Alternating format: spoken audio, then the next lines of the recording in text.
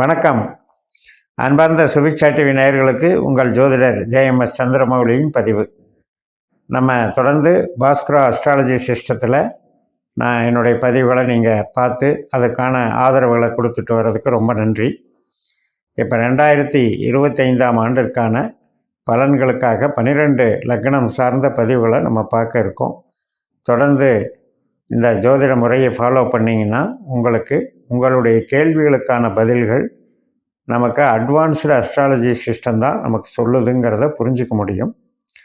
ஏன் அப்படின்னா, கிரகங்கள் பிரபஞ்சத்தில் கிரகங்கள் சுழன்று கொண்டிருக்கிற அதே வேளையில் நட்சத்திர ஆற்றல் கிரகங்களின் சலனப்படுத்துகின்றன. அந்த சலனங்களை சந்திரன் உள்வாங்கி நமக்கு பலன்களை தருகிறார் என்கின்ற இந்த அரிய நுட்பமான இந்த ஜோதிடத்தை பயன்படுத்தும் போது நம்ம இன்றைக்கி ஃபேஸ் பண்ணிகிட்ருக்கிற பல்லாயிரக்கணக்கான படிப்பு, பல்லாயிரக்கணக்கான தொழில், அதுபோல் அனைத்து விதமான உபகரணங்கள் அப்படிங்கிறது இன்றைக்கி மாறிடுச்சு. ஒரு வாகனம்னு எடுத்துட்டால் மாறிடுச்சு. அதே போல் ஒரு தகவல் தொடர்பு சாதனம்னு எடுத்துட்டால் மாறிட்டே வருது. இந்த மாறி வரும் காலத்திற்கேற்ப ஜோதிடத்தினுடைய நுட்பங்களை அறிந்து நம்ம கேள்விக்கான பதிலை உள்வாங்கி நாம் அதை பயணிக்கிறது தான் கரெக்டான அணுகுமுறை. இந்த பதிவில் விருச்சிக லக்ன அன்பர்களுக்கு 2025ஆம் ஆண்டு பலன்களை நம்ம பார்க்க இருக்கிறோம். இப்போ இந்த 2025 அப்படிங்கிறது நம்மளுடைய விருச்சிகத்தை பொறுத்த வரைக்கும் 3 குரு பயிற்சிகளை சந்திக்கிறது. எல்லா ராசிகளுக்கும் இந்த 3 கிரக பயிற்சிகள் இருந்தாலும் நம்மளுக்கு அர்த்தாஷ்டம சனி விலகுது அப்படிங்கிற ஒரு விஷயம் இருக்குது. ஆனால் அதுக்கு பதிலாக 7ல் இருக்கிற குரு 8ல் போகுதே அப்படிங்கிற ஒரு டவுட்டும் இருக்குது. இப்போ 4ஆம் இடத்துல ராகு வந்துடுவார் அப்படிங்கிற ஒரு பிரச்சனையும் இருக்குது. ஸோ இதையெல்லாம் அனலைஸ் பண்ணுவோம். நம்மளுடைய விருச்சிக லக்னத்தினுடைய தன்மை என்ன அப்படின்னு முதல்ல பார்ப்போம். நம்ம ஒரு தந்திர குணம் இருந்தாலும், நமக்கு ஆளுமை திறன் நல்லா இருந்தாலும், டெக்னிக்கலாக சாமர்த்தியமாக எதிர்நீச்சல் போட்டு வாழ்க்கையில் ஜெயிக்கக்கூடிய ஒரு யோகத்தை நாம் வச்சுருக்கோம். அதில் தர்மம், சட்டம், நியாயத்தை நம்ம கடைப்பிடிப்போம். அதே நேரத்தில் அர்ப்பணிப்புணர்வோடு ஒரு நல்லா இயங்கி நம்ம கீழே வரைக்கும் இறங்கி போய் வேலை பார்ப்போம். அதே தன்மையில் டெக்னிக்கல் நாலேஜும் நமக்கு நல்லா இருக்கும். அப்படிப்பட்ட குணம் பொருந்திய நமக்கு அர்த்தாஷ்டம சனி ரொம்ப படுத்திருச்சா அப்படின்னு பார்த்தா நம்மளுக்கு அது உறவுகள் சார்ந்து தான் படுத்தியிருக்கும், தொழில் சார்ந்து படுத்தியிருக்காது. அதனால் அது மாதிரியான, ஏன்னா நம்மளுடைய அமைப்பிலேயே சனியினுடைய நட்சத்திரம் இருக்குது. நம்ம லக்னத்தில் தான் அனுஷம் இருக்குது. 5ஆம் இடத்துல மீன ராசியில் தான் உத்திரட்டாதி இருக்குது. 9ஆம் இடத்துல பாக்கியஸ்தானத்தில் கடகராசியில் தான் பூசம் இருக்குது. அப்படிப்பட்ட இது இப்போ டிஸ்டர்பன்ஸில் சனி இருந்தாருங்கிறது தான் உண்மை. அதனால் உறவுக்கு தான் நல்லா இல்லை, மூளை உழைப்பு சார்ந்த தொழிலுக்கு தான் நல்லா இல்லை. ஆனால் உற்பத்தி சார்ந்த தொழிலில் இருக்கவங்களுக்கு ஒரு பிரச்சனையும் கொடுத்துருக்காரு. பட் இப்போ சனி மாறிட்டார். இப்போ மார்ச் 29ஆம் தேதி மீனராசிக்கு போகிறாரு. அவர் பூரட்டாதி 4ஆம் பாதத்தில் குரு நட்சத்திரத்தில் இருந்துட்டு அவருக்கு சுயசாரத்துக்கு போகிறாரு. ஏப்ரல் 27ஆம் தேதி தன்னுடைய சொந்த நட்சத்திரத்துக்கே போகிறார். ஸோ அதனால் என்ன அப்படின்னா, நமக்கு பலம் பெறார். நம்மளுடைய சிந்தனையை இயக்கிறவர் பலம் பெற்றால் நமக்கு மகிழ்ச்சி தான். அதே போல் உறவுகளில் ஒரு ஈடுபாட்டை கொடுத்து உறவுகள்னால நமக்கு சந்தோஷத்தை கொடுக்கறதுக்கு உண்டான இடத்துக்கு போகிறார். இறையருள் கிடைக்கக்கூடிய ஒரு பலத்தை கொடுக்குறார். நமக்கு முன்னோர்களுடைய ஆசீர்வாதம், குரு அப்படிங்கிறது பூசம் நட்சத்திரம்ங்கிறது குரு பிறந்த நட்சத்திரம். அப்படிப்பட்ட குருவுடைய அருளை கொடுக்கறதுக்கும், அதே நேரத்தில் பூர்வீகம் சார்ந்த குலதெய்வம் சார்ந்த ஒரு நன்மைகளை அருளை கொடுக்கறதுக்கும் இறையருள் பெறுவதற்கும் நல்ல அமைப்பில் போகிறார்.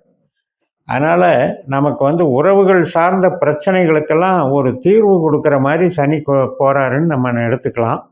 இது எல்லாத்துக்குமே சனியினுடைய திசாபுத்தி அந்தரம் நடந்தால் தான் நீங்கள் எடுத்துக்கணும். மற்ற திசாபுத்தி அந்தரம் மற்ற விஷயத்தை பாதிக்கிறதுக்கும் சனிக்கும் முடிச்சு போடக்கூடாது. அதனால் சனியை பொறுத்த வரைக்கும் நமக்கு இயல்பாகவே மூளை உழைப்பு சார்ந்த தொழில்களுக்கும், கலை சார்ந்த தொழில்களுக்கும், இயக்கத்துக்கும், உறவுகளுக்கும் நன்மை தர்றாரு. அது கணவன் மனைவி உறவு, குழந்தைகள் உறவு, பெற்றோர்கள் உறவு எல்லாத்தையுமே எடுத்துக்கலாம். அந்த பிரச்சனைகளெல்லாம் சால்வ் ஆயிரும். இப்போ அடுத்தபடியாக ராகு நமக்கு 4க்கு வர்றாரு. அப்போ அந்த 4ஆம் இடத்துல தான் ராகுனுடைய நட்சத்திரமே இருக்குது, சதய நட்சத்திரமே.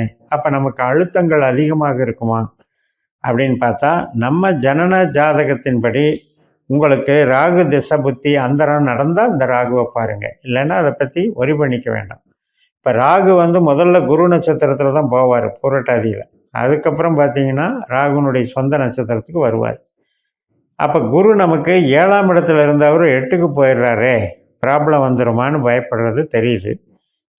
அப்போ குரு திசா புத்தி அந்தரம் நடந்தால் மட்டும் நீங்கள் அதை பாருங்கள், அதர்வைஸ் அதை பற்றி ஒரி பண்ணிக்காதீங்க.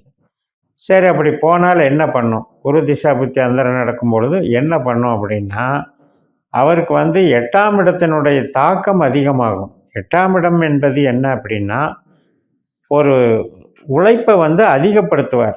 கடினமாக உழைக்கிறதுக்கு ஒரு சூழலை அங்கே உருவாக்குவார். அதே நேரத்தில் உறவுகள் சார்ந்த விஷயத்துலையும் ஆரோக்கிய சார்ந்த விஷயத்துலையும் கொஞ்சம் பிரச்சனைகளை கொடுப்பார். அது எப்போ கொடுப்பாருன்னா, உங்கள் லக்ன புள்ளியை பார்த்துக்கோங்க. உங்கள் விருச்சிக லக்னத்தில் நீங்கள் விசாக 4ல் பிறந்திருப்பீங்க, அனுஷ 4 பாதத்தில் பிறந்திருப்பீங்க, கேட்டை 4 பாதத்தில் பிறந்திருப்பீங்க. இப்போ விசாக 4ஆம் பாதத்தில் பிறந்திருக்கிற விருச்சிக லக்ன அன்பர்களுக்கு மட்டும்தான் அந்த குரு மாறின உடனே ஸ்லைட் இம்பேக்ட் கொடுப்பார். அந்த 8ஆம் இடம்னு சொல்லக்கூடிய ஒரு கஷ்டம், நஷ்டம், வலி, வேதனை அது உடல் ரீதியாகவும் உறவு ரீதியாகவும் கொடுக்கறதுக்கு பாயிண்ட் இருக்குது. இப்போ அனுஷத்தில் நமக்கு புள்ளி அமைஞ்சிருந்தால் அது கொஞ்ச காலம் போகணும். அவர் குரு நகர்ந்து ஒரு 4-5 மாதம் கழித்து அந்த இம்பேக்டை கொடுப்பார். அதே மாதிரி திருவாதிரையில் போகும்போது ராகு மாதிரி அவர் செயல்படுறார். அப்போ ராகு 4ல் இருக்கார், குரு 8ல் இருக்கார்.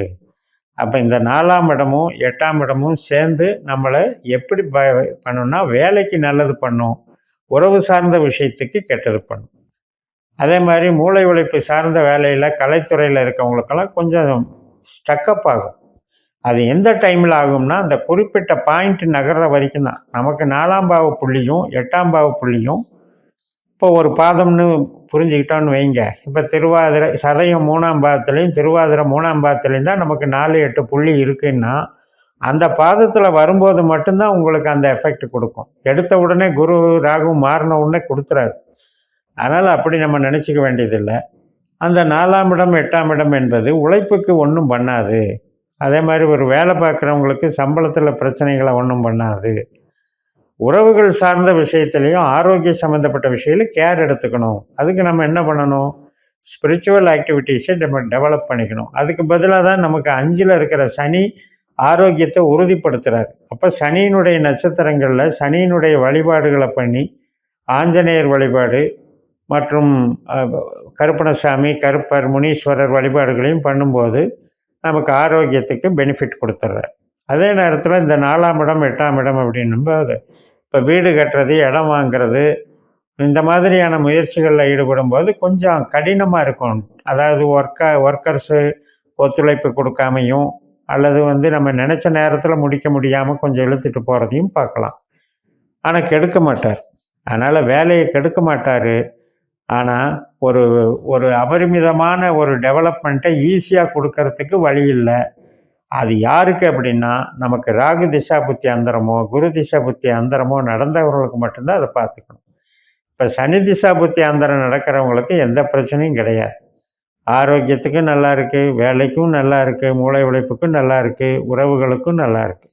அப்படிப்பட்ட ஒரு அமைப்பு கொடுத்துரும். இப்போ கேதுவை எடுத்துக்கிட்டிங்கன்னா, நமக்கு 10ஆம் இடமான தொழில் ஸ்தானத்தில் கேது வர்றார்.